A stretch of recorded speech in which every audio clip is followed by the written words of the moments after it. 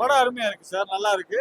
ஒரு எப்படி சொல்றதுன்னா, ஒரு ஒரு ஒரு ஒரு வெளியூருக்கு எனக்கு போகாத ஒரு ஊர்ல போய் நான் ஒரு ஒரு வருஷம் இருந்துட்டு வந்தா எப்படி இருக்கும், அந்த மாதிரி இருக்கு. அந்த வாழ்க்கை இருக்கு, எனக்கு தெரியுது.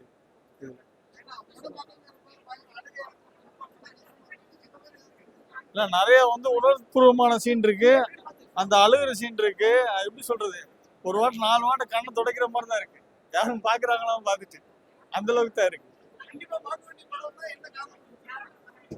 இதை பார்க்க வேண்டிய படம்னா, என் ஃப்ரெண்ட்ஸ் முஸ்லீம் இருக்காங்க. என் பக்கத்து வீட்லயே முஸ்லீம் ஒரு கண்ணாடின்னாங்க. என் பக்கத்து வீட்டுல கண்ணாடி தான் வச்சிருக்காங்க. அவங்க பிரியாணி கொடுக்குறாதான் தெரியும். அவங்களோட வாழ்க்கைன்னு இருக்குல்ல, அதை தாண்டி என் ஃப்ரெண்டோட அப்பா இறக்கும்போது போயிருக்கேன். பேர் சம்பளம் கொடுப்பாங்க கடைசியா. ஆனா அந்த மண்ணள்ளி போடும்போது அவங்களுக்குள்ள இருக்க உணர்வு இருக்குல்ல, அது பெரிய விஷயம். நான் என் ஃப்ரெண்டு ஒருத்தரோட இதுக்கு நான் மாலையை வாங்கிட்டு போயிருந்தேன். அவங்க மாலையை போட மாட்டாங்க. நம்ம மாலை போடுவோம், அவங்க மாலையை போட மாட்டாங்க. அப்பதான் எனக்கு தெரியும் மாலையை போட மாட்டாங்க. அதை தாண்டி இன்னும் இது நிறைய தெரிஞ்சுக்க வச்சு இன்ட்ரெஸ்டிங்கா இருக்கு. அந்த ஊருக்கு போய் நாங்க போய் பாத்துட்டு வந்த மாதிரி இருக்கு. அந்த ஊருக்கு போய் என்ஜாய் பண்ணிட்டு வந்த மாதிரி இருக்கு எங்களுக்கு. ஆனா நாங்களும் அது மாதிரி தான் இருந்தோம் சின்ன பிள்ளையில. அதெல்லாம் ஞாபகம் வருது எங்களுக்கு. அழகெல்லாம் இல்லையே, அழகெல்லாம் வரலையே, நார்மலா தான் இருக்கு. உண்மைதான், அது உண்மை கதை தான். எல்லாமே அந்த கதை தாய் தகப்பனா இருந்து ஒன்னா வளர்றது வைக்கிறது அது மாதிரி தான் இருந்துச்சு.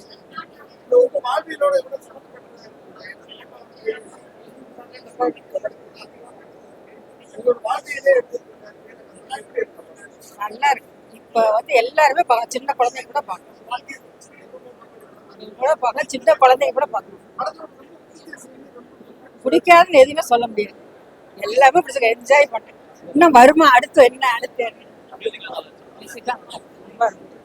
நல்லா என்ஜாய் பண்ணேன், ரொம்ப என்ஜாய் பண்ணேன். ரொம்ப ரியலா இருந்தது படம் மாதிரி இல்லை. ரொம்ப எமோஷனலா ஏதோ எங்களோட ஃபேமிலியில யாரோ ஒருத்தவங்களோட லைஃப்குள்ள போயிட்டு வந்த மாதிரி.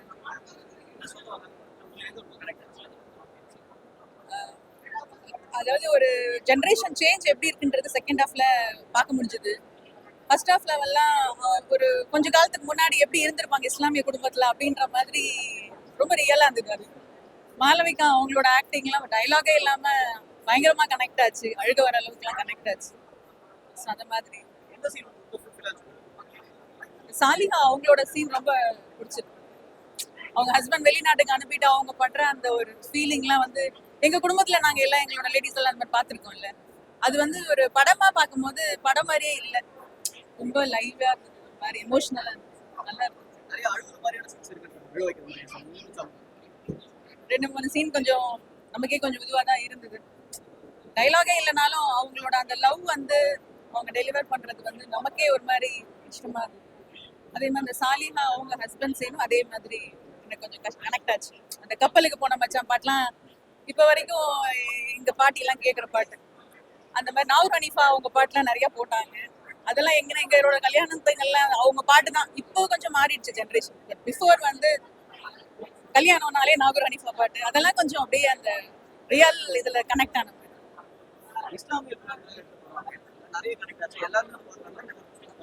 அப்படின்னு தோணல. இதுல லவ் இருக்கு, எல்லாமே இருக்கு. இஸ்லாமியருக்கு ரொம்ப கனெக்ட் ஆகும்.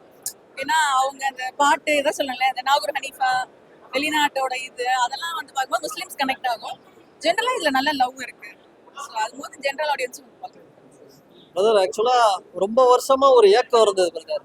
முஸ்லிம்ஸ் அதிகமா வாழக்கூடிய ஒரு இடத்துல போயிட்டு அவங்க வீட்டுக்குள்ள எப்படிலாம் என்னென்னலாம் இருக்கும், அவங்களோட லைஃப் ஸ்டைல் என்ன, இதெல்லாம் பார்க்கணும்னு ரொம்ப ஆசையா இருந்தது. என்னோட சீனியர் கூட சொன்னாரு, தம்பி வாங்க கீழக்கரை வாங்க ராமநாதபுரம் ரொம்ப நல்லா இருக்கும் அப்படின்னு சொன்னார். ஆனா நான் பார்த்தது இல்லை. ஆனா இந்த படத்துல தென்காசியில இருக்கக்கூடிய கடையநல்லூர் பகுதி முஸ்லிம்ஸ் அதிகமா வாழக்கூடிய ஒரு இடத்துல அவங்களுடைய லைஃப் பிறப்பு முதல் இறப்பு வரை என்ன நடக்கும்ன்றத, அவங்களுடைய கலாச்சாரம் எப்படி இருக்கும், அவங்களுடைய கல்யாணம் எப்படி இருக்கும், அவங்களுடைய வாழ்வியல் எப்படி இருக்கும்ன்ற ஒரு விஷயத்த ரொம்ப அழகா ஒரு சூப்பரா காமிச்சிருக்காங்க. நான் பக்ரீத் அப்பவே இந்த படம் வரும்னு வெயிட் பண்ணேன், பட் வரல, ஏதோ டிலே ஆச்சு. பட் இப்ப வந்தது இந்த படம் ரொம்ப நல்லா இருந்ததுங்க, விஷுவலா ரொம்ப நல்லா இருந்தது. அப்புறம் இங்க இருந்து முஸ்லிம்ஸ் வந்து எவ்வளவு பேர் அப்ராட்ல இருக்காங்க அப்படிங்கிற ஒரு விஷயத்தையும் இந்த படம் சொல்லியிருக்கு. அப்ராட்ல வாழ்ற முஸ்லிம்ஸ் அவங்கள கணக்கெடுத்தாலே ஒரு நாடு உருவாக்கலாம் போல, அவ்வளவு பேர் இருப்பாங்க போல அங்க அந்த பக்கம்.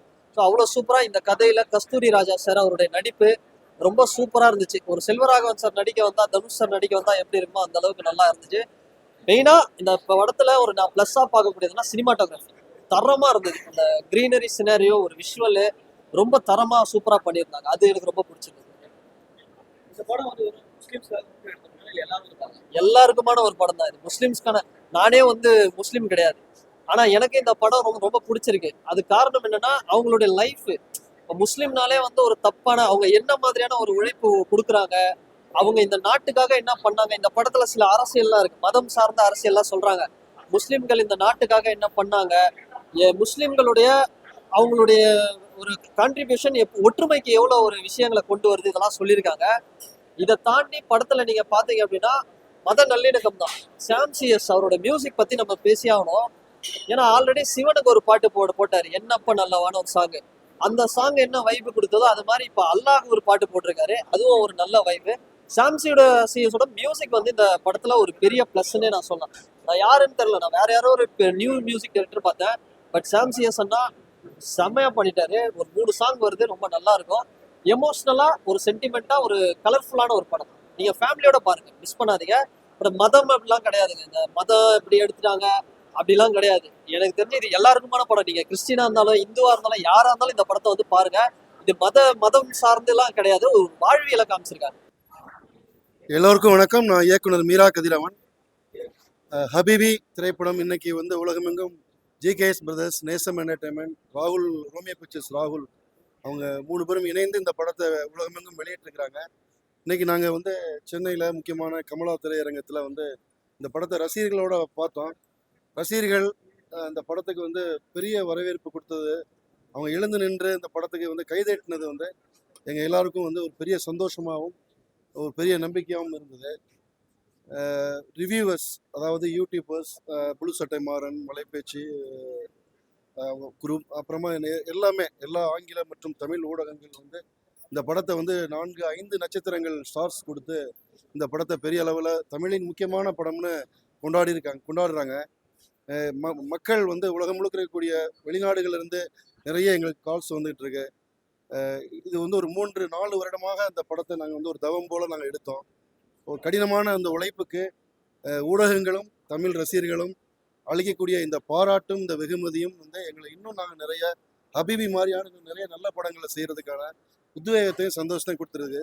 இந்த நேரத்தில் தமிழ் ஊடகங்கள் ஒவ்வொருத்தரும் தனித்தனியாக நிறைய எழுதுறதை நான் பார்க்குறேன்.